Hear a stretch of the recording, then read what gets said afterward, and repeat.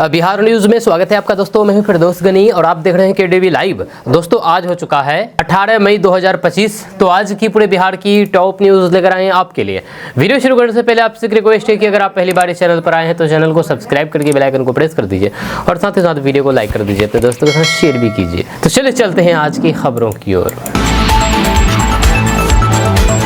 दोस्तों बिहार में आसमान से आग बरस रही है। तपिश और फिर उमस भरी गर्मी से इंसान के साथ साथ मवेशी भी बेहाल है। जहां पारा ऊंचाई के रिकॉर्ड बना रहा है, सूरज की किरणें त्वचा को भेद रही है। ऐसे में मौसम विभाग की भविष्यवाणी लोगों के लिए राहत का झोंका बनकर के आई है। वहीं पर आज तेज आंधी, बारिश और फिर वज्रपात की चेतावनी जारी की गई है। पश्चिमी चंपारण, पूर्वी चंपारण, गोपालगंज, सिवान, सारण, सुपौल, अररिया, किशनगंज, सहरसा, मधेपुरा, पूर्णिया और कटिहार में गरज चमक के साथ बारिश होने की संभावना है। पूर्वानुमान में हवा की रफ्तार 50 से 60 किलोमीटर प्रति घंटे रह सकती है। मौसम में आए बदलाव से तापमान में गिरावट देखने को मिल सकती है। वहीं पर दक्षिण बिहार के 6 शहरों में लोगों को उमस भरी गर्मी का सामना करना पड़ेगा, जिसमें भोजपुर, बक्सर, कैमूर, रोहतास, औरंगाबाद और अरवल में तीखी धूप खिलेगी। भीषण गर्मी से लोगों का हाल बेहाल होगा। 6 जिलों के लिए गर्मी का येलो अलर्ट मौसम विभाग ने जारी किया है। दोस्तों बिहार में स्वास्थ्य कर्मियों के लिए बहुत बड़ी और अच्छी खबर सामने आई है कि 40,000 स्वास्थ्य कर्मियों को की जल्दी ही भर्ती होगी। दरअसल बात यह है कि स्वास्थ्य मंत्री मंगल पांडे ने एक बड़े और सकारात्मक बदलाव की घोषणा की है। उन्होंने बताया है कि बिहार सरकार बहुत जल्द 40,000 स्वास्थ्य कर्मियों और फिर मानव बल की बहाली करेगी। ये फैसला न सिर्फ स्वास्थ्य व्यवस्था को मजबूत करेगा बल्कि हजारों युवाओं को रोजगार भी देगा।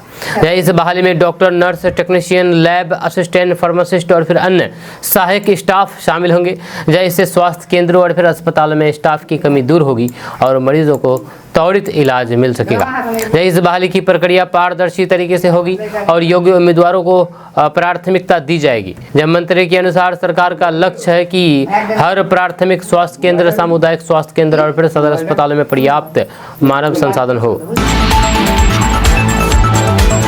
दोस्तों बिहार के नेपाल, बांग्लादेश, पश्चिम बंगाल, झारखंड और उत्तर प्रदेश से सटे जिलों में बच्चों का फर्जी तरीके से जन्म प्रमाण पत्र बनाया जा रहा है। जहां ऐसी शिकायत कोई और नहीं बल्कि बिहार सांख्यिकी सेवा से जुड़े हुए पदाधिकारियों के संघ ने की है। जब बिहार सांख्यिकी सेवा संघ ने बिहार सरकार को अधिसूचना में कहा गया है कि बिहार के 22 जिलों के 105 प्रखंड जो कि अंतर्राष्ट्रीय और फिर अंतर्राज्यीय सीमा पर है, वहाँ फर्जी जन्म प्रमाण पत्र बनाए जा रहे हैं। जब इसमें विदेशी नागरिकों के बच्चों का जन्म प्रमाण पत्र बनवाने के लिए गिरोह सक्रिय है। अब जिला सांख्यिकी पदाधिकारियों के माध्यम से इसकी छानबीन शुरू कर दी गई है। वहीं पर संघ के पदाधिकारियों का कहना है कि हाल के वर्षों में जिला सांख्यिकी पदाधिकारी और फिर प्रखंड सांख्यिकी पदाधिकारियों ने पाया है कि जिले में जन्म लेने वाले बच्चों की संख्या से अधिक जन्म प्रमाण पत्र जारी हो रहे हैं। जब कई प्रमाण पत्रों की छानबीन में पाया गया है कि ये गलत तिथि को जारी किए गए हैं। इसमें फरवरी में जारी प्रमाण पत्र अधिक थे। जब ऐसे प्रमाण पत्रों में लिप ईयर का ख्याल तक नहीं रखा गया और 30 फरवरी की तारीख देकर के जन्म प्रमाण पत्र जारी कर दिए गए हैं। दोस्तों बिहार में अपराध का ग्राफ लगातार बढ़ता जा रहा है। नेता प्रतिपक्ष तेजस्वी यादव ने कहा है कि बिहार में आपराधिक घटनाओं का ग्राफ तेजी से बढ़ रहा है। जब सरकार बेबस दिख रही है, अपराधियों के दुस्साहस बढ़ते जा रहे हैं। उन्होंने कहा है कि इस परिदृश्य में जनता बेहद पीड़ित है। एनडीए के मंत्री और फिर विधायक अफसरशाही के सामने नतमस्तक हैं। जब सरकार जवाबदेही लेने को तैयार नहीं है। ऐसे में राज्य का निराशजनक परिदृश्य है। जब इसके अलावा तेजस्वी यादव ने अपने एक्स हैंडल पर राज्य में हो रही कई घटनाओं का कुछ अलग ढंग से ब्यौरा भी प्रस्तुत किया। दोस्तों बिहार में लगभग 8 से 9% निषाद समाज के वोटरों पर सन ऑफ मल्लाह के नाम से मशहूर मुकेश सहनी का प्रभाव काटने और फिर यथासंभव वोट बटोरने के लिए बीजेपी ने हर प्रमंडल में मछुआरा सम्मेलन करने का फैसला किया है। महत्वपूर्ण बात यह है कि आयोजन एनडीए के बैनर तले नहीं होगा बल्कि भाजपा का खुद का कार्यक्रम होगा। वहीं पर चिराग पासवान की पार्टी लोजपा रामविलास ने भी एनडीए में रहते हुए अलग से बहुजन भीम संवाद के नाम से स्वतंत्र कार्यक्रम आयोजित करने का फैसला किया है। कुछ समय पहले एनडीए के दलों ने मिलकर के अभियान और फिर कार्यक्रम की बात की थी, लेकिन ज्यों-ज्यों चुनाव नजदीक आ रहे हैं इस तरह के स्वतंत्र कार्यक्रमों से क्या संदेश जाएगा, समझने वाली बात है। वहीं पर भाजपा मत्स्यजीवी प्रकोष्ठ के शुक्रवार को पटना में प्रदेश भाजपा कार्यालय में आयोजित बैठक में निर्णय हुआ है कि पार्टी हर एक कमिश्नरी मुख्यालय में मछुआरा सम्मेलन करेगी। इस बैठक में प्रदेश अध्यक्ष दिलीप जायसवाल भी शामिल हुए। वहीं पर भाजपा ने जून जुलाई में आयोजित होने वाले मछुआरा सम्मेलन की तारीख भी तय कर ली है, जहाँ 10 जून को मुजफ्फरपुर, 14 जून को कटिहार, 18 जून को दरभंगा, 22 जून को मोतिहारी, 26 जून को समस्तीपुर, 30 जून को खगड़िया और फिर 10 जुलाई को पटना के बापू सभागार में मछुआरा सम्मेलन होगा। दोस्तों, बिहार सरकार के स्वास्थ्य मंत्री मंगल पांडे ने कहा है कि मुख्यमंत्री नीतीश कुमार की अध्यक्षता में संपन्न राज्य मंत्री परिषद की बैठक में Bihar cancer care and research society के गठन को मंजूरी प्रदान की गई है। इस निर्णय का उद्देश्य बिहार में राज्य में कैंसर की प्रभावी रोकथाम, गुणवत्तापूर्ण चिकित्सा तथा समुचित प्रबंधन सुनिश्चित करना है। 2005 से पहले बिहारवासी सामान्य बीमारियों के इलाज के लिए भी प्रदेश से बाहर जाते थे। जहाँ पर मंगल पांडे ने कहा है कि मुख्यमंत्री के मार्गदर्शन में बिहार स्वास्थ्य क्षेत्र में लगातार ऐतिहासिक एवं दूरगामी सुधार की दिशा में कार्य कर रहा है। इसी क्रम में ये नई पहल राज्य में कैंसर से संबंधित समर्पित सेवाओं को एकीकृत, संगठित और फिर सुलभ बनाने की दिशा में एक अहम कदम है। राज्य सरकार द्वारा ये निर्णय कैंसर के लगातार बढ़ते मामलों, स्क्रीनिंग के माध्यम से चिन्हित हो रहे मरीजों की संख्या में हो रही वृद्धि तथा वर्तमान चिकित्सा तंत्र को और अधिक सुदृढ़ एवं व्यापक बनाने की आवश्यकता को देखते हुए लिया गया है। इससे कैंसर मरीजों की समयबद्ध उपचार, जागरूकता अभियान और फिर अनुसंधान के क्षेत्र में ठोस उपलब्धि सुनिश्चित की जा सकेगी। दोस्तों, भारतीय क्रिकेट कंट्रोल बोर्ड यानी कि BCCI ने इंग्लैंड दौरे के लिए इंडिया ए टीम की घोषणा कर दी है, जिसमें पहली बार बिहार के 3 खिलाड़ियों को एक साथ टीम में शामिल किया गया। ये खिलाड़ी है ईशान किशन, आकाशदीप और मुकेश कुमार। ये चयन बिहार क्रिकेट के लिए गर्व का पल है, क्योंकि इन तीनों ने अलग अलग समय में टीम इंडिया में अपनी छाप छोड़ी है और अब वे इंडिया ए की तरफ से इंग्लैंड की धरती पर खेलते नजर आएंगे। इंडिया ए का इंग्लैंड दौरा 4 दिवसीय मैचों का है, जिसमें 2 मैच खेले जाएंगे। पहला मुकाबला 30 मई से 2 जून तक और दूसरा 6 से 9 जून तक खेला जाएगा। इसके अलावा इंडिया ए टीम भारतीय सीनियर टीम के खिलाफ भी एक अभ्यास मैच खेलेगी। ये दौरा युवा खिलाड़ियों के लिए अंतर्राष्ट्रीय मैच पर खुद को साबित करने का सुनहरा मौका है। वहीं पर लंबे समय से टीम इंडिया से बाहर चल रहे विकेट कीपर बल्लेबाज ईशान किशन को इस दौरे में जगह मिलना उनके कैरियर के लिए अहम मोड़ साबित हो सकता है। दोस्तों, भारतीय युवा कांग्रेस ने बिहार में राहुल गांधी के खिलाफ दर्ज मामले के खिलाफ शुक्रवार को प्रदर्शन किया है, जहां संगठन के नेताओं और फिर कार्यकर्ताओं ने बिहार की भाजपा और JDU सरकार के खिलाफ जोरदार नारेबाजी की और राहुल गांधी का समर्थन किया।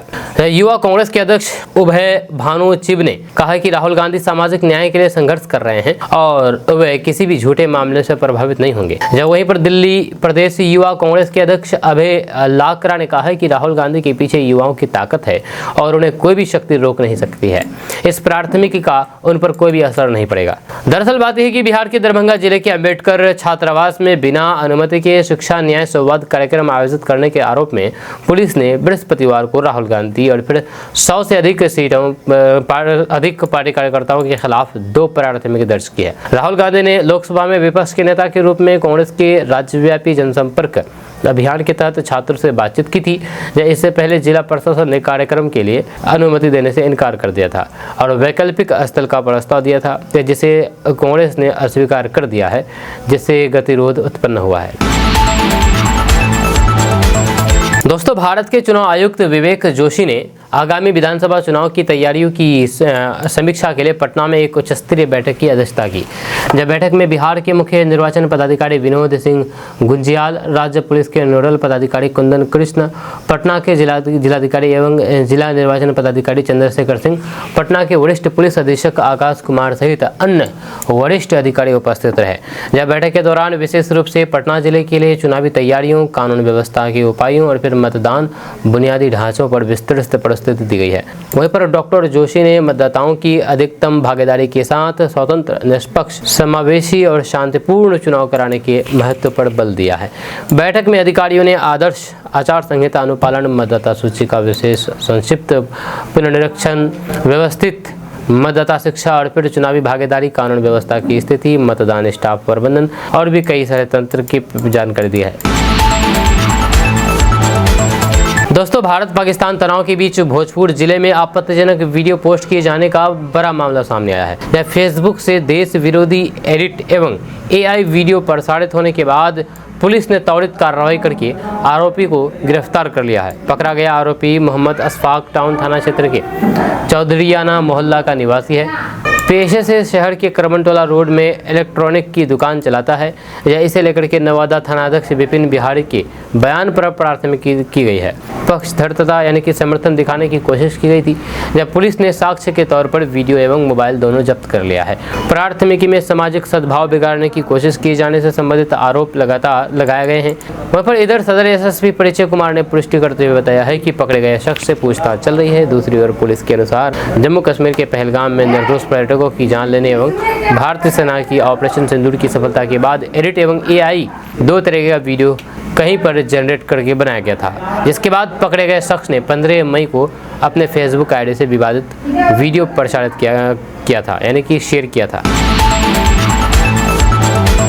दोस्तों, बिहार में इस साल अक्टूबर नवंबर महीने में विधानसभा चुनाव होने वाले हैं, जिससे पहले सभी राजनीतिक दल चुनाव की तैयारी में जुट गए हैं। इस बीच CM नीतीश कुमार की इंडिया गठबंधन छोड़ने को लेकर के बड़ा खुलासा हुआ है। JDU नेता KC त्यागी ने बताया है कि आखिर क्यों नीतीश कुमार ने महागठबंधन से अलग होकर के फिर से एनडीए में शामिल होने का फैसला किया।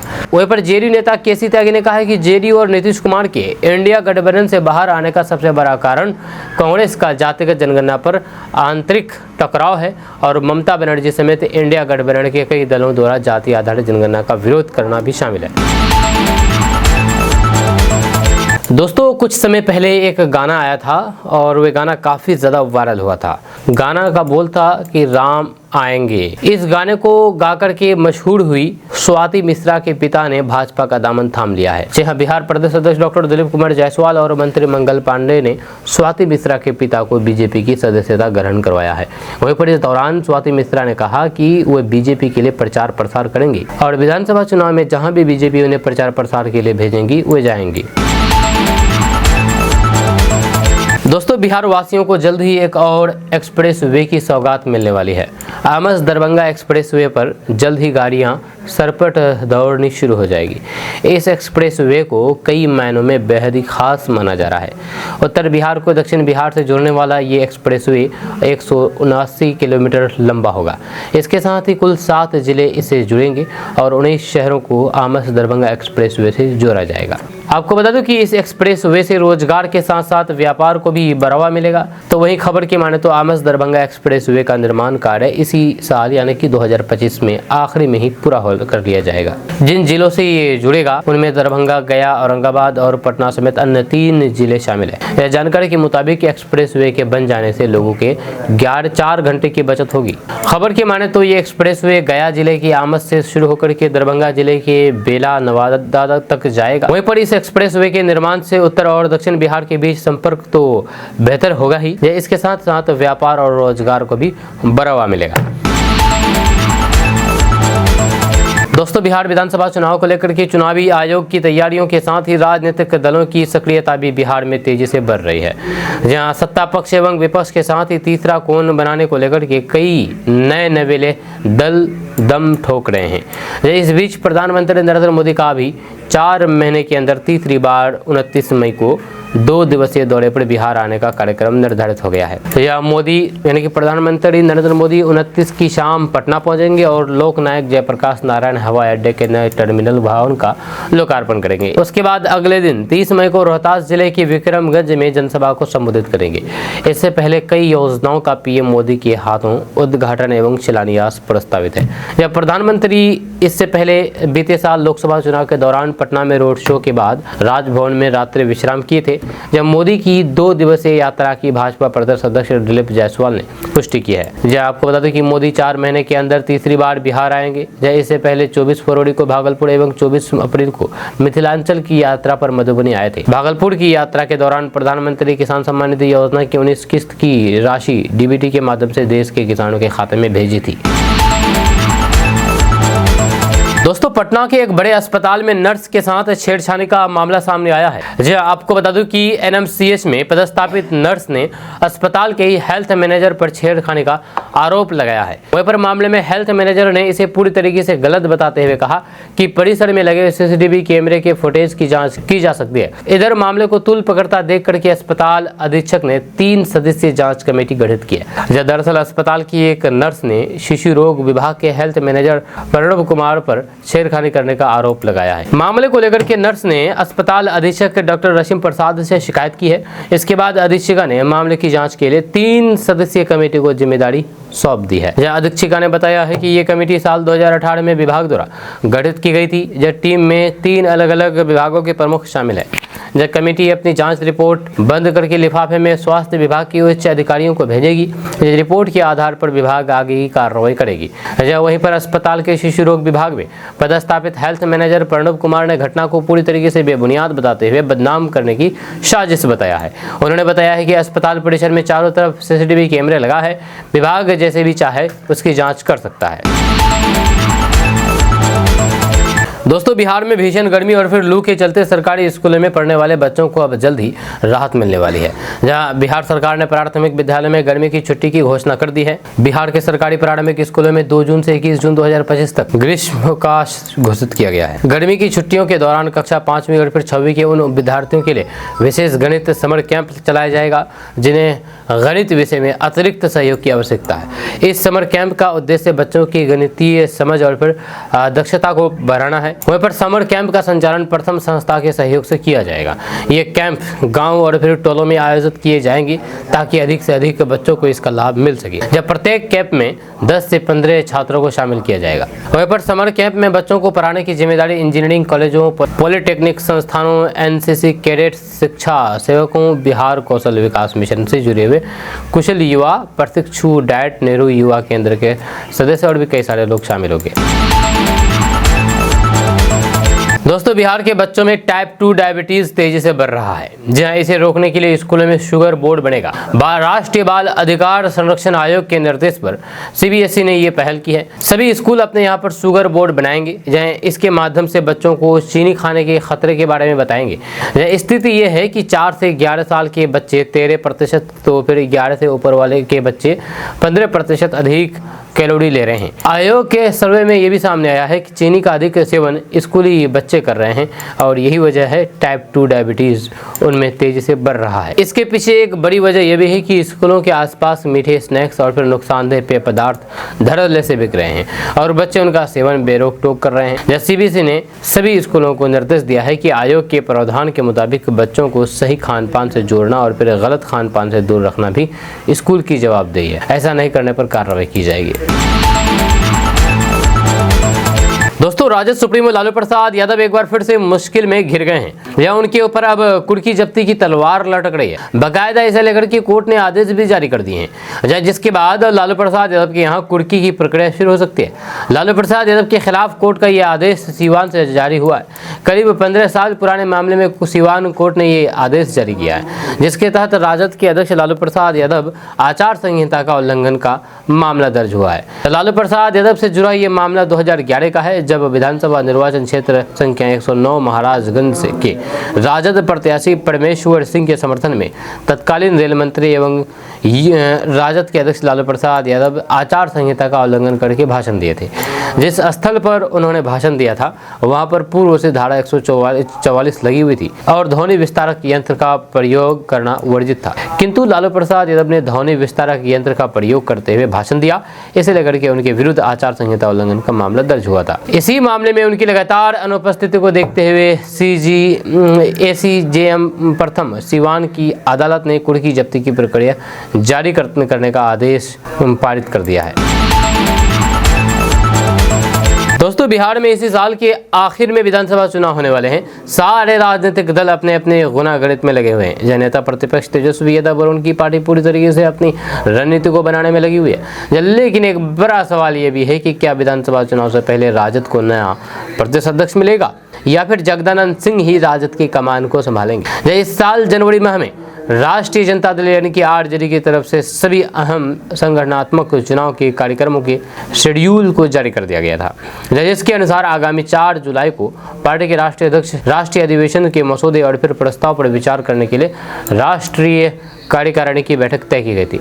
जब 5 जुलाई को राष्ट्रीय परिषद की बैठक और फिर राष्ट्रीय अध्यक्ष का चुनाव और उसी दिन नवनिर्वाचित राष्ट्रीय अध्यक्ष की अध्यक्षता में राष्ट्रीय जनता दल के खुले अधिवेशन को आयोजित किया जाएगा। इससे पहले आगामी जून महीने में पार्टी की सभी जिला इकाई तथा जिलों में राज्य परिषद की सदस्यों का चुनाव किया जाएगा, जबकि 12 जून को राज्य परिषद के सदस्यों की सूची को प्रकाशित भी कर दिया जाएगा।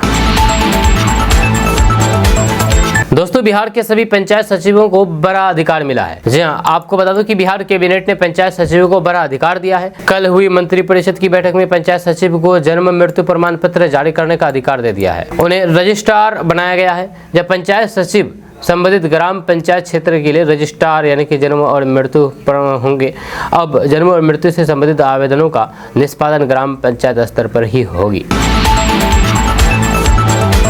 दोस्तों, क्या आस्था के नाम पर सब कुछ कहा जा सकता है? क्या धार्मिक मंच से दिए गए हर बयान को धर्म की रक्षा कहकर के छूट मिलनी चाहिए?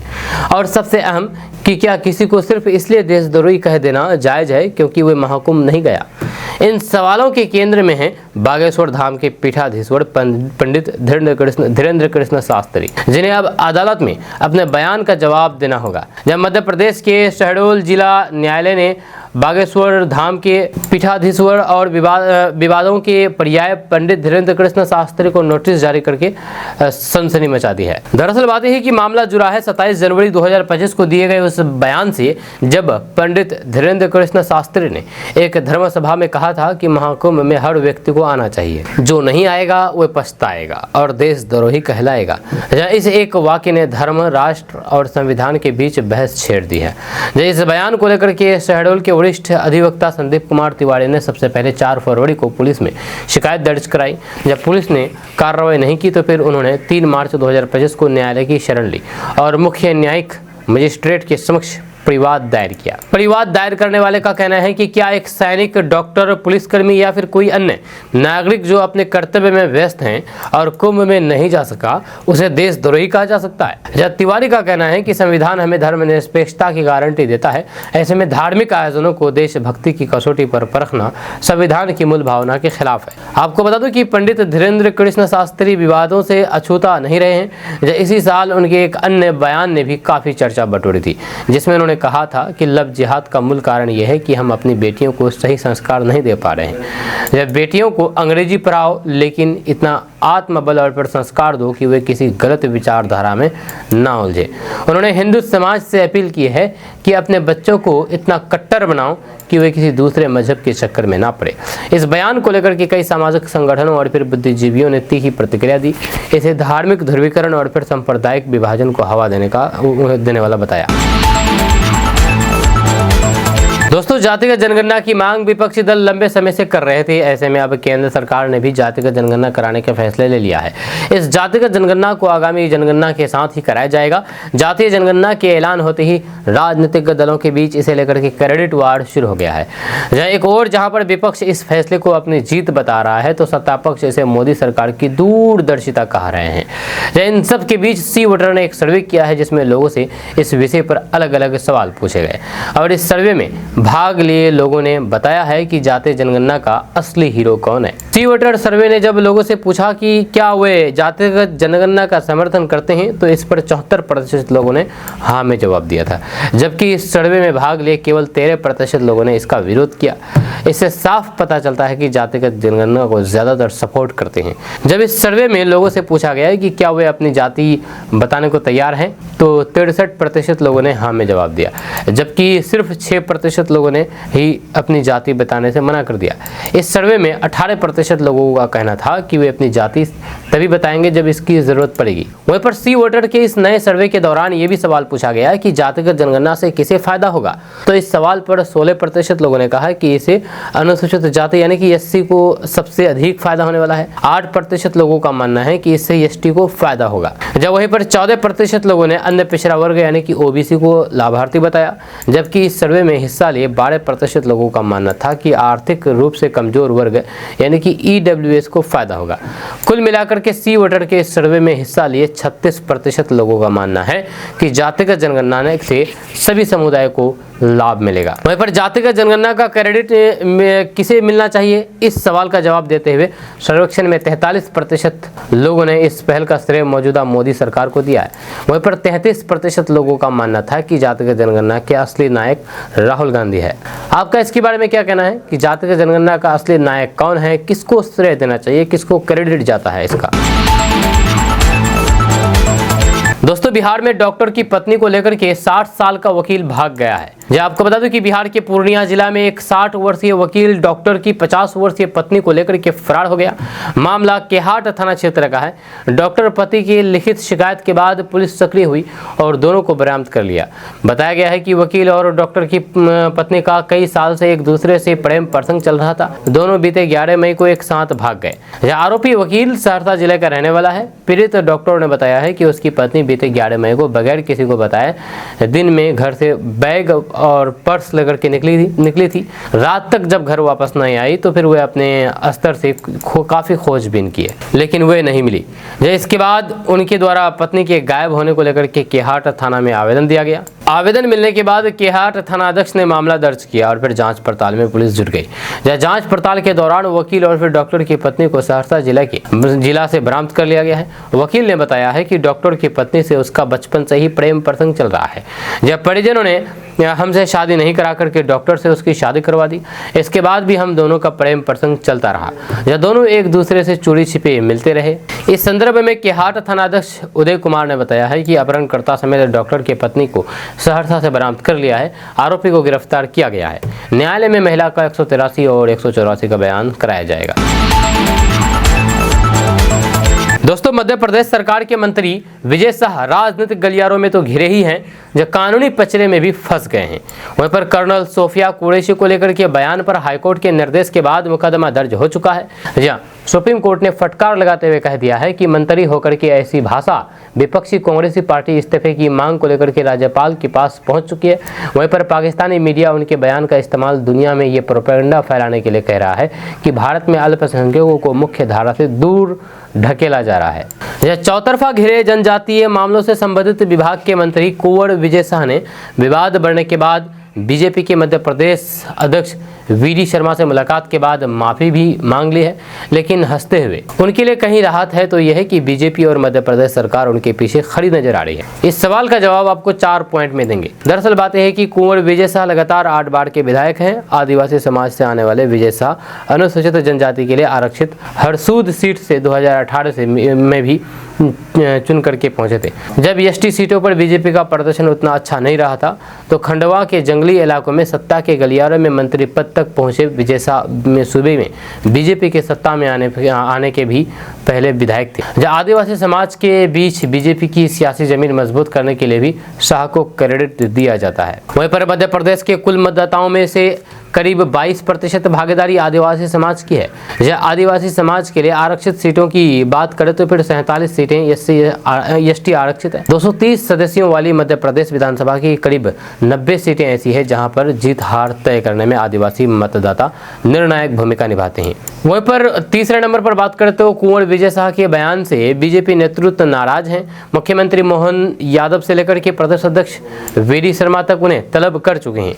राष्ट्रीय अध्यक्ष जेपी नड्डा उनकी रिपोर्ट तलब कर चुके हैं। बीजेपी नेताओं की टीम कर्नल सोफिया के घर पहुंचकर के परिजनों से मिलकर भी आई है। वहीं पर चौथे नंबर पर बात करें तो बीजेपी विजय शाह पर एक्शन से इसलिए भी हिचक रही है क्योंकि पार्टी नेताओं को लग रहा है कि अगर ऐसा हुआ तो फिर विपक्ष इसे अपने जीत के तौर पर प्रचारित करेगा। वहीं पर इंडियन एक्सप्रेस की एक रिपोर्ट के मुताबिक इस मुद्दे पर एक उच्च स्तरीय बैठक हुई थी जिसमें पार्टी के प्रदेश अध्यक्ष वीडी शर्मा और फिर कई सारे लोग वहां पर मौजूद थे। दोस्तों, प्रधानमंत्री मोदी ने कांग्रेस नेता शशि थरूर और सांसद असदुद्दीन ओवैसी को बड़ी जिम्मेदारी दी है। आपको बता दूं कि केंद्र सरकार ने दहशतगर्द के मुद्दे पर वैश्विक स्तर पर पाकिस्तान को बेनकाब करने के लिए एक अहम कूटनीतिक कदम उठाया है। इस प्रयास के तहत एक सर्वदलीय संसदीय प्रतिनिधिमंडल अगले हफ्ते अमेरिका यूरोप का दौरा करेगा। विदेश मामलों की संसदीय अस्थायी समिति के अध्यक्ष शशि थरूर करेंगे। दिलचस्प बात यह है कि कांग्रेस से हाल ही में नाराजगी झेलने वाले थरूर को सरकार ने यह बड़ी जिम्मेदारी दी है, जहां इस प्रतिनिधिमंडल का उद्देश्य पाकिस्तान द्वारा प्रायोजित दहशतगर्द को अंतर्राष्ट्रीय मंच पर उजागर करना, वैश्विक समुदाय का ध्यान इस गंभीर मुद्दे की ओर आकर्षित करना है। वहीं पर प्रतिनिधिमंडल में सत्ताधारी दल के साथ साथ विपक्ष के प्रमुख नेताओं को भी शामिल किया गया है। इसमें सलमान खुर्शीद, असदुद्दीन ओवैसी, कनीमोझी, गुलाम नबी आज़ाद, प्रियंका चतुर्वेदी, सुप्रिया सुले, मनीष तिवारी जैसे नेता शामिल हैं। जहां पर सलमान खुर्शीद जापान का दौरा करेंगे, वहीं पर शिवसेना सांसद श्रीकांत शिंदे यूएई कुछ अफ्रीकी देशों की यात्रा पर जाएंगे।